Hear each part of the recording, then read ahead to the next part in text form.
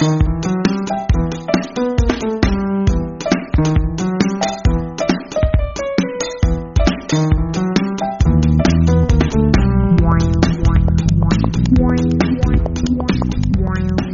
and welcome to the X Factor podcast. I'm your host, Charles Epstein.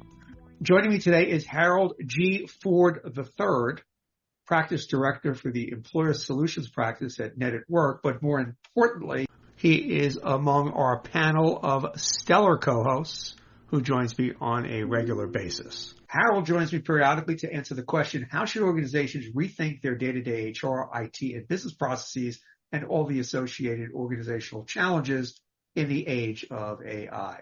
Hey, Harold, how you doing? I am doing great. Good to see you, Charles. It's been a little while since I've been on the pod. I'm really excited to be here today and talk about a variety of things. So, by the way, am I supposed to congratulate you on the Eagles going to the Super Bowl? I mean, you didn't have to do that because I know who you root for, but I appreciate it greatly. Very excited over here. Not the entire household because, as you know, my wife's a Giants fan, so a lot of pain seeing Saquon Barkley do as great as he did, but then also really help carry the Eagles on his back, metaphorically, to the Super Bowl. So it's been terrific. Absolutely. Yeah. By the way, I tend to take on the identity of my guests. I'm very chameleon-like in my role as host. Just want to let you know that. So if you're an Eagles fan for that period of time, I'm an Eagles fan, Harold. There we go. Love it. Love it. And I mean, at the end of the day, and I'm sure I might upset folks, but who are you gonna root for? The Chiefs? Really? Come on. You're an East Coaster. Yeah. No, I hear you. You know, and I don't follow the game that much. I did see the playoff games this past weekend. I mean, it will be a good matchup. Absolutely. And, you know, we saw it 2 years ago and the Chiefs got the better of us there. So it'll be interesting to see what happens here. I'd love to see them split, much like the Eagles did with the Patriots. You know, we lost the first time around with the Patriots. We came back a few years later and we beat them. So that's what I'm hoping for and looking forward to. So excited for a couple of weeks from now. Well, I wish you the best of luck. I have a couple of buddies, business associates who are also big Eagles fans. Wish everybody luck. I don't have, truth be told, a rooting interest. My only rooting interest is in a competitive game. Yeah, we definitely want it to be competitive. The worst thing is that the game is pretty much over by the third quarter. And if you're hanging out with people, it breaks up pretty early.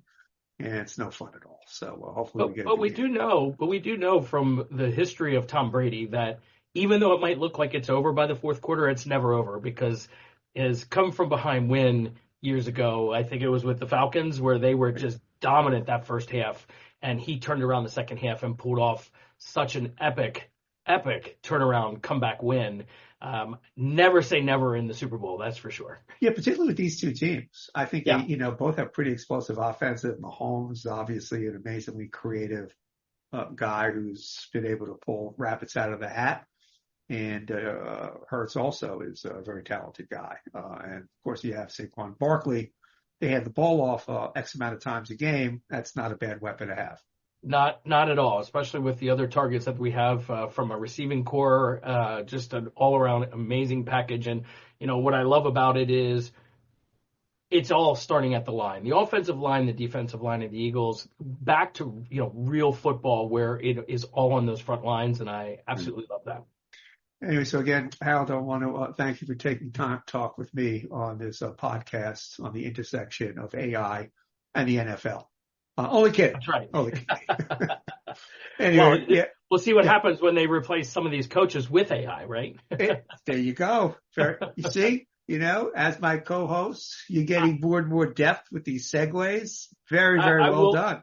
I will tell you that I was watching that game, the NFC the conference championship game, and they had the defensive coach Fangio up in the front office there, and he's literally got a piece of paper in front of him, and he's writing with a pencil, scratching things off, writing things down. And the first thing I thought of was AI. How could he use AI to augment what he's doing in his role as defensive coordinator? But then I thought about it and said, well, he's doing so well, maybe he doesn't need AI. Right. Sometimes, the basics and the basic tools work. Ain't broke, don't fix it. That's right. Anyway, Harold, thanks for making the time. Really appreciate it. It's always fun having you on. And chopping it up, as they say. The working title of today's episode is What's in Your Bag, inspired by the Tennis Channel's recurring segment by the same name, where tennis players are asked what they're carrying in their bag. I know probably doesn't sound like the most compelling thing, but if you're a tennis nut, it's actually kind of interesting. And we're actually applying it to what tools, particularly AI tools, Harold has in his bag. But first, we have to talk about this week's development that sent shockwaves to the AI community. The startling performance of DeepSeek, new LLM from a year-old Chinese-based company that challenges several of the foundational concepts and components in building ever more powerful LLMs. Harold, maybe you could sum up for our audience what exactly happened and the implications. Yeah, and I like to put it in layperson's terms, because at the end of the day, I want to bring practical approach of AI to the workforce, to business. And when we're looking at the headlines where you see NVIDIA stock crashing and you see OpenAI and Google and others, scrambling, you kind of wonder, well, why is this? What happened? And a lot of folks, and the initial reaction is, oh, because it's China. And that's really not what it is. But before I talk about DeepSeek, there's another, right before DeepSeek happened, and for the past couple months, and it's an underlying a new thing that's been going on in the world of AI, and it's still very new. As a matter of fact, 7 days ago, ChatGPT just released their first version of this, and that's Agentic AI. And Agentic AI is really going to change exponentially what we do in the world of AI. Where in today's world, and I know we're going to talk about, what's in my bag, and I'm going to give some, practical use cases of things that I'm using day to day in my office with my team, etc. Even those applications will change drastically in the next 3 to 6 months because of Agentic AI, but then the addition of DeepSeek. And let me first talk Agentic. So Agentic AI is using agents with and in combination of human users and other AI systems to initiate some sort of action, reason, break down a set series of tasks, execute on those tasks, and then learn from the results of that execution. So what we're talking about is truly autonomous AI working for us to achieve some sort of goal or outcome. And we're starting to see it now. We've been seeing it for the past couple of months, but it hasn't really come to light really until the last few weeks. And what I found interesting was a couple weeks ago, the CEO of Salesforce.com came out and said, listen, we are now in the age of a digital workforce. We have digital workers, agents, working side by side with human workers. And now as an organization, we have to manage both. We have to manage the human element and the agents to improve efficiencies, have productivity gains, and all of these things, increase revenue, whatever it may be. So, where do we see agency and agentic AI take place? Well, I use it today in some lower fashion. If you think about if you're on a Zoom meeting, you're on a Teams call, and you can use an agent to not only record that meeting, transcribe it, build notes upon it, build to-do lists and summaries, that's an agent doing some sort of work. Now, it's not doing true reasoning. It might not necessarily go out and take the efforts and actions of that meeting today and parse it out into, okay, now I've got to schedule a follow-up meeting. Now I need to go out and schedule, X, Y, and Z and do these other things. I got to send an email out and do all these actions based on the result of that meeting. But that's where we're headed. And, you and I talk about the world of human resources. Where does AI and where does technology gains always start? It starts in recruiting, right? Right. So we talk about, from a recruitment perspective, being able to use generative AI right now to build out job descriptions, which I think in today's world is kind of table stakes. Everyone's doing that now, to scan through large volumes of resumes. But now with Agentic AI, we could set the parameters on how that agent works for us to not only scan through the resumes, but if it finds a piece of data missing on a resume from someone that might be qualified, but it's missing certain things, to automatically email that person saying, hey, we're missing certain data elements on your resume. Can you get back to us? So we don't miss a potential great candidate. In addition to that, we could use it to reach out to candidates and do some initial prompting and questions to determine from a filtering and assessment who are the right candidates for us to talk to, and then automate that scheduling automatically so that what we're going to see at the end and the output are calendar invites with the right candidates for the right positions in the organization. Now we can focus on the strategy of hiring the very best people. So we've eliminated all that front end using agents to automate those tasks. And I think that is really, really compelling, and it's going to be a game changer, not just for recruiting, but in all areas of the business. Yeah, no, for sure. Obviously there are a lot of implications for the news that DeepSeek was able to pull this off, fraction of the compute used by OpenAI. Yeah. And Meta's Llama, etc. And, everything from the notion or the threat of sort of an AI arms race between us and China, the investment. But I think ultimately really what it speaks to, and it sort of goes to what you're talking about with Agentic AI now actually being here. Things are happening at breakneck speed, and I think a lot faster than a lot of people have predicted. And as things move faster, I think there's going to be a greater urgency to move even faster, and that may cause some sloppiness, some oversight, some guardrails to either not be there or to simply override them. So the good news is that some of the promise is going to be here sooner than we think. Obviously, the other side of the ledger can be kind of concerning.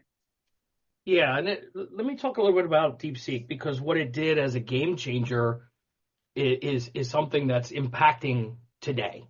And we know we're just hearing about this latest model of theirs, what they call their R1 model, which is a reasoning model. But it really turned the industry on its head two ways. One, it took other open source stuff, like the Llama, Meta's Llama, for example, and it built out its own learning and storage and retrieving of information in a much more efficient way. And so how I liken it is, think about your brain. When you see a picture of a horse or a tennis player, since we're talking tennis today, your brain in the synapses pinpoints the exact spot and your recollection of who that is or what that particular image is very, very quickly, because it knows how to go and find that data in the right spot in your brain and bring it back. It's not scanning your entire brain. And in today's models, before DeepSeek, that's really effectively what's been happening. All these big models has a lot of data with a lot of algorithms, a lot of stuff behind them, billions and billions of gigabytes of stuff, right? And when we prompt AI to give us an answer, it's got to go scan all of that stuff that it has to find the answer. And it might find a piece of the answer in one area, a piece in another area, etc. So it needs very large data models, but it also needs a lot of horsepower to draw out and get that answer for you.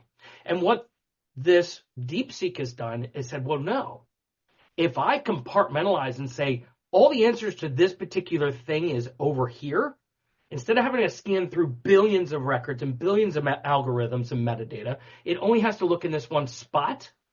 Now you've taken all of that down to a much lower data set.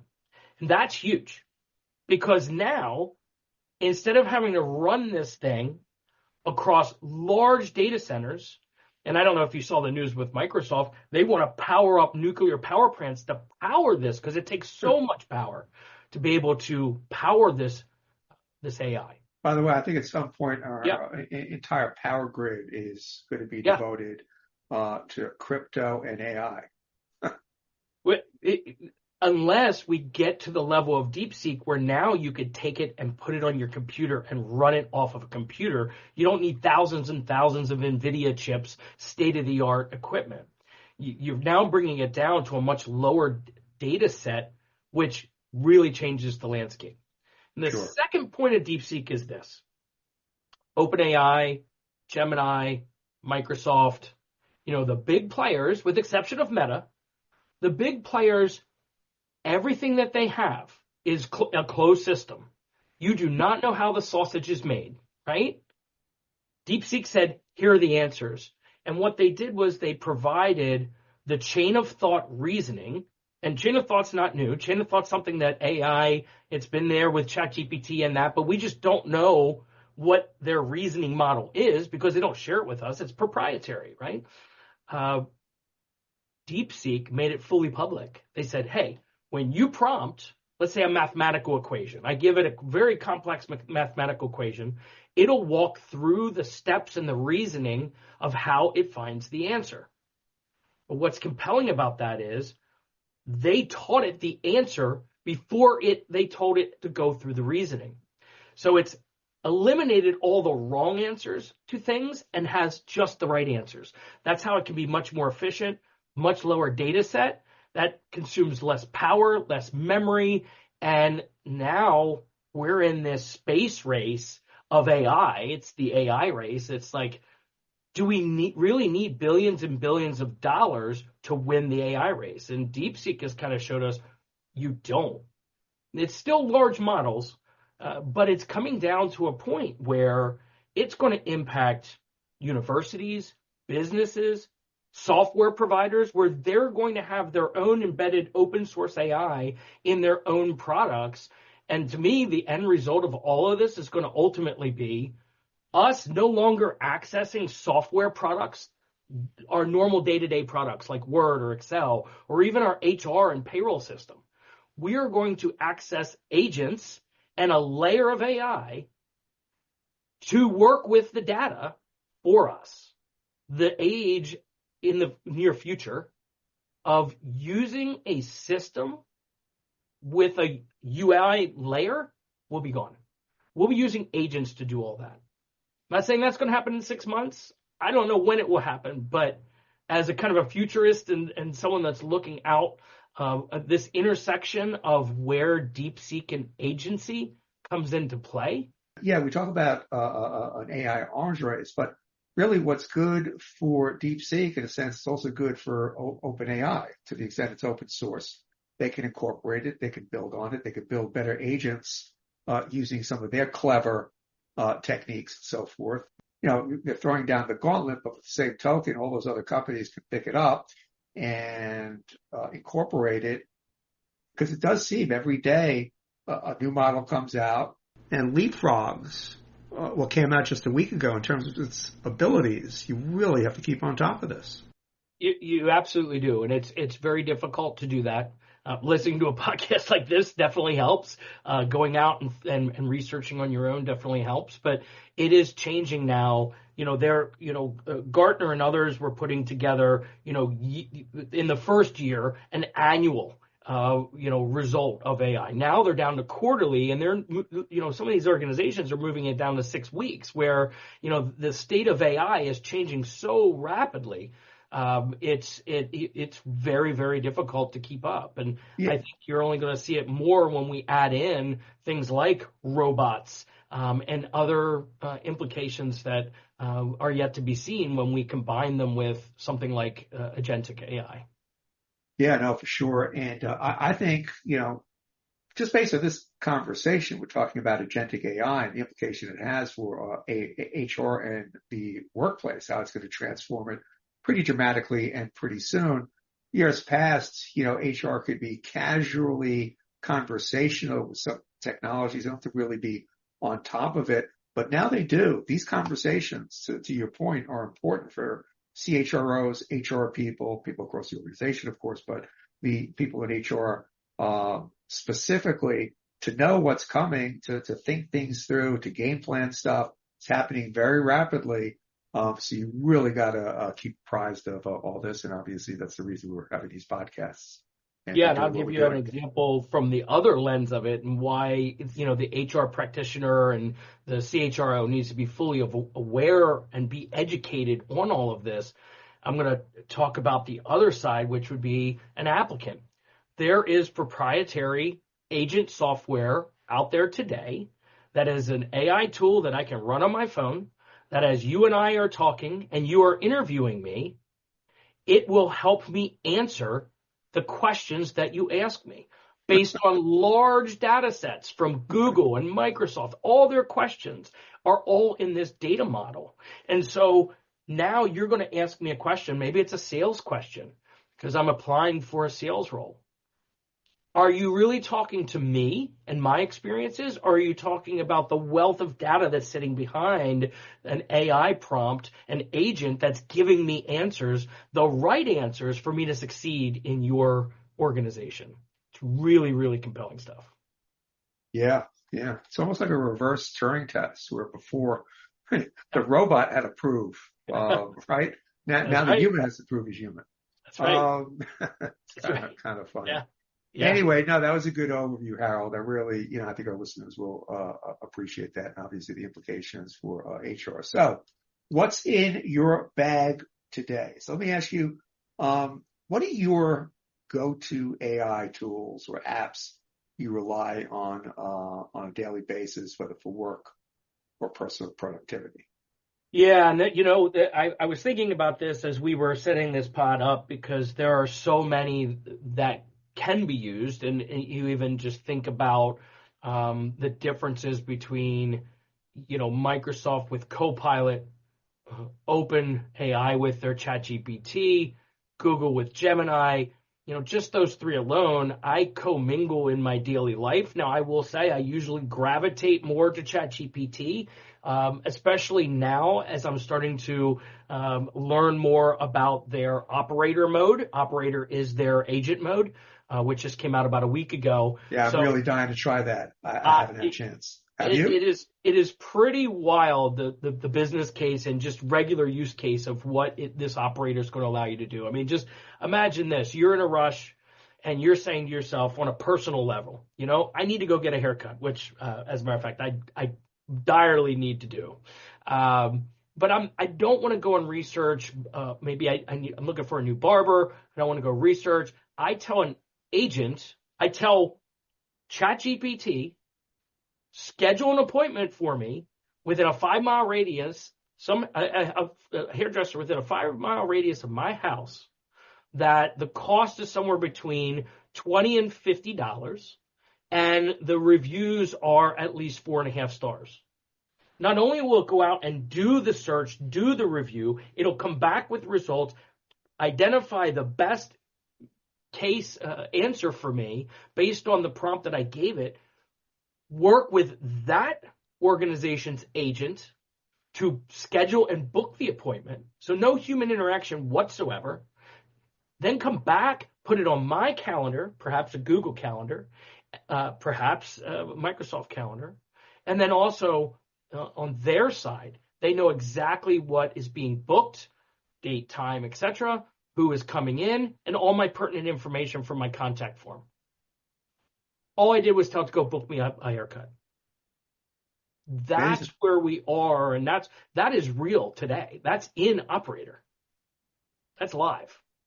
How have you used it, or you just sort of kicked the tires? Just starting to look at use cases myself. So using it, starting to play with it on the pro version personally, not using it for business really as of yet, but really looking to explore how can it be used in that workplace example as we move forward. There's a lot of use cases for it. How do you, I was kind of going to get into this a little bit deeper into this conversation, but with your team, do you know what they're using? Do you make recommendations to them? How important is it to you to know what they're using on a daily basis in their work?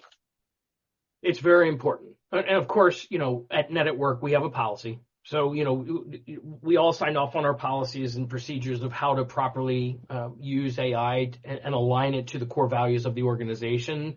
Certainly, privacy and security concerns are there, but I want to understand what my team is using it for, just from a collaboration perspective. Now, we use Microsoft in-house, so we use Copilot, we use Teams. Copilot can now connect to OneDrive, so you can ask Copilot questions about your files in OneDrive, which is really interesting. You could say, hey, can you get a summary on this white paper for me? Or can you give me the results of, this particular document that I have, or these 3 documents as reference points, and provide the results. So you can do those things today with Copilot. You can use Copilot, of course, commingled with Teams to build summaries and things, as I talked about earlier. And I think that's probably some of the main areas of where people use this stuff. I do know that we have many of my team members that use it to craft email. And what I typically use for something like that is Grammarly.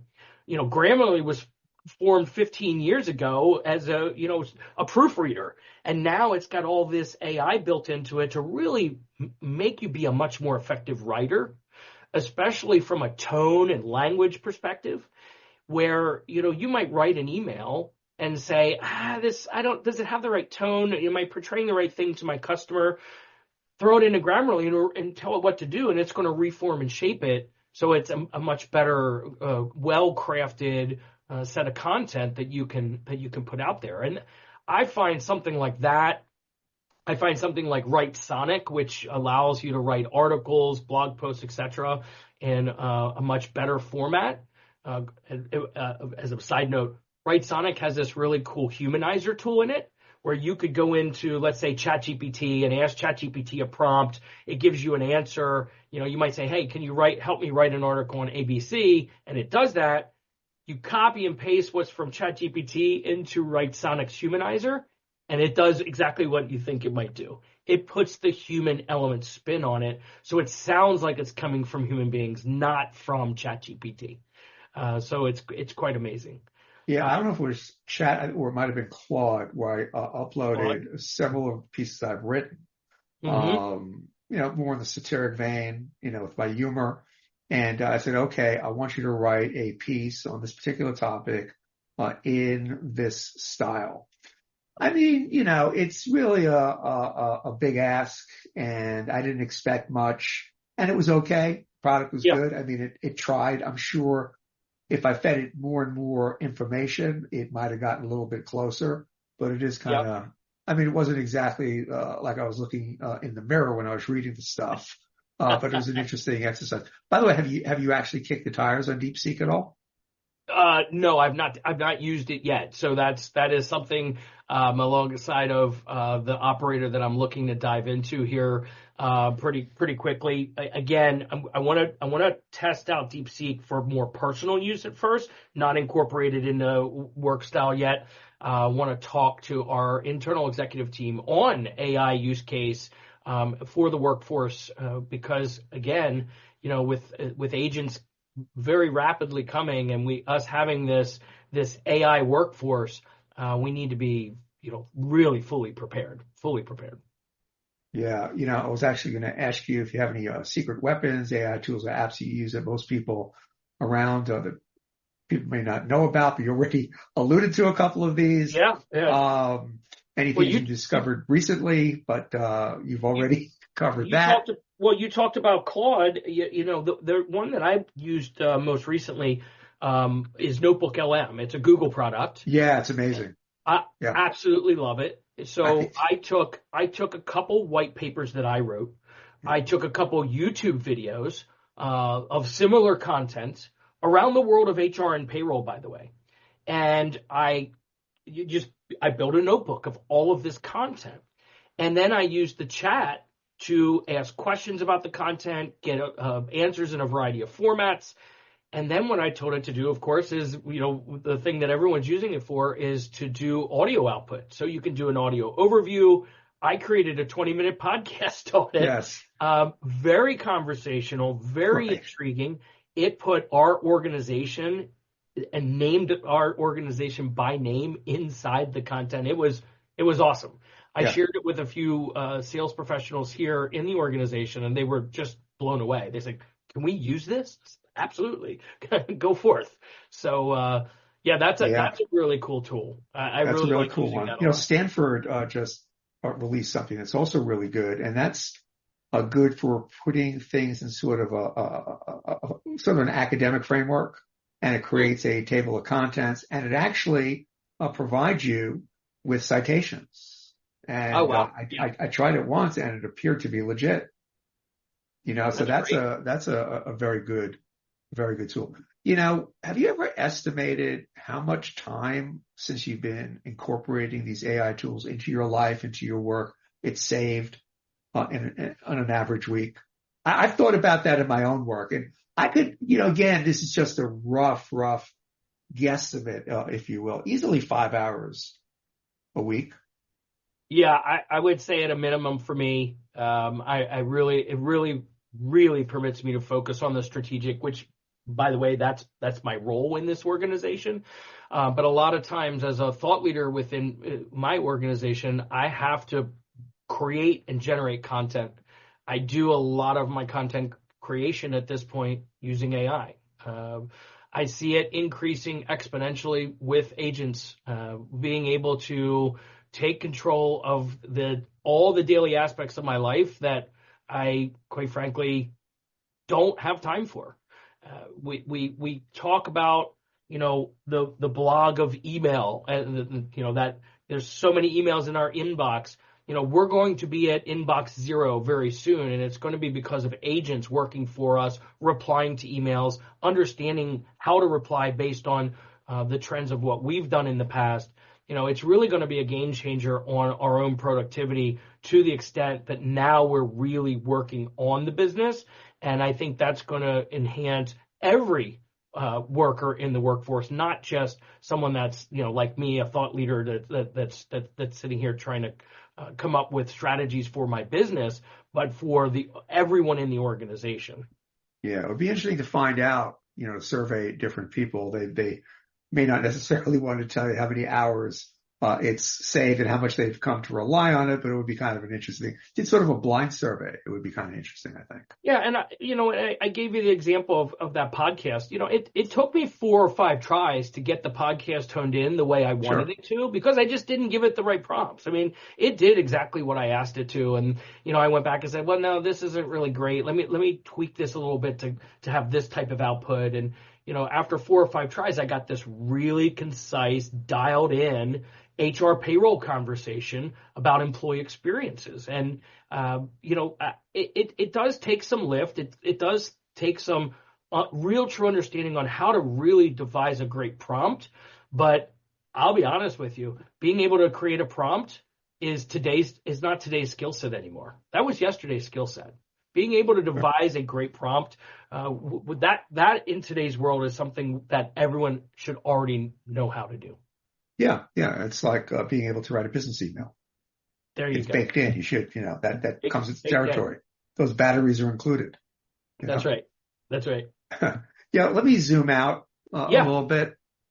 You know, HR.com issued a report on AI's bumpy ascent in HR. That was the title of the report.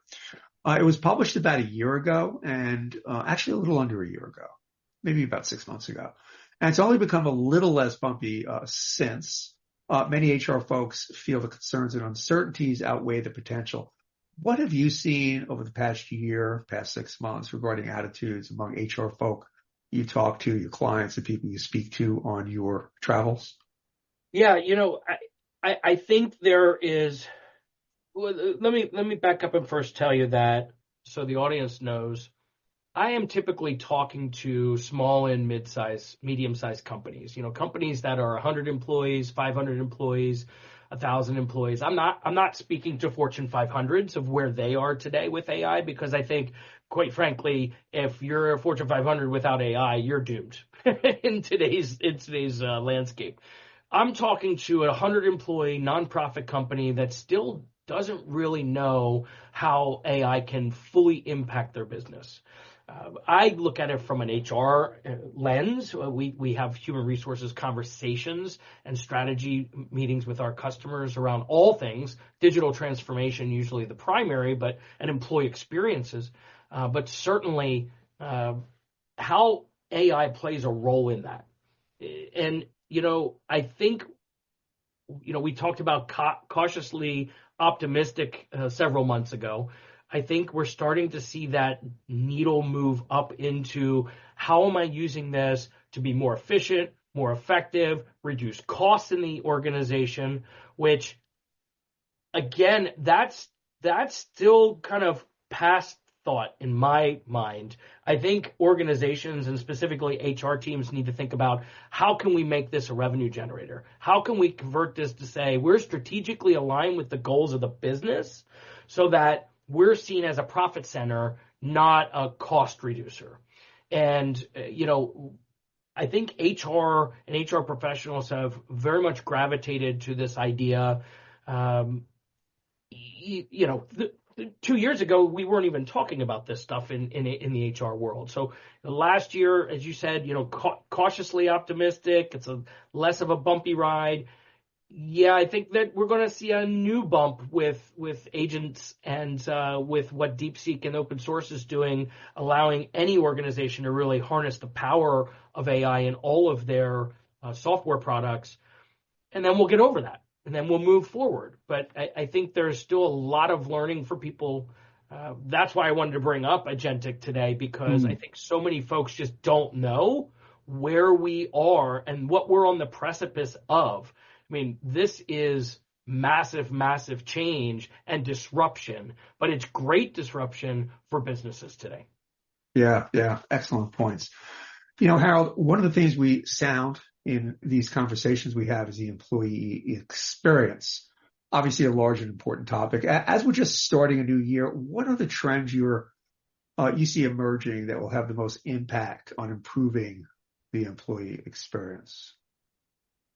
Yeah, we're seeing it more and more in HR technology where AI is becoming embedded in the HR tech. I talked about recruiting, but it doesn't stop there. Having chatbots and things to be able to answer questions and the needs of where the employees are, I think is critically important.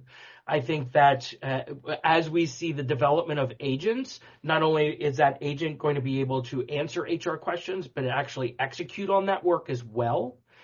Going forward, these autonomous agents are going to be adaptable and really focus on our goals. So we're going to be able to work hand in hand with this digital workforce to be more productive, more collaborative. And yes, that means being collaborative, not just with people, but with AI. And so, from an employee experience lens, it's going to allow someone to really hone in on the things that they absolutely love to do at work. And that's what's compelling to me. When we can eliminate the things that people just, I got to do it, I got to get it done. We can eliminate those things by augmenting what they're doing with digital labor. Now we can have them focused on the things they absolutely love. That's going to drive experiences and employee engagement way, way up. And we all know that engagement today is at its lowest level as it's ever been, continues to tick down and down. Haven't seen the latest, greatest report and results from the group here, Gartner, for this year, but we know it's been ticking down. I think AI can be a game changer to elevate the game of employee experiences and engagement. Glad we ended on a positive note, Harold. And certainly a momentous week in the world of AI, which is to say our world, the world of work, the future of work. So again, thanks for helping guide us through the thicket, Harold. Yeah, absolutely. My pleasure. I love talking about this stuff. If you can't tell how jazzed I am about the future of the workplace and work and what it's going to be doing for us. I can't wait to you and I be speaking in a year to kind of recap 25 and what a game changer it was for businesses today. Yeah, no, excellent. It's great perspective. Appreciate it, Harold.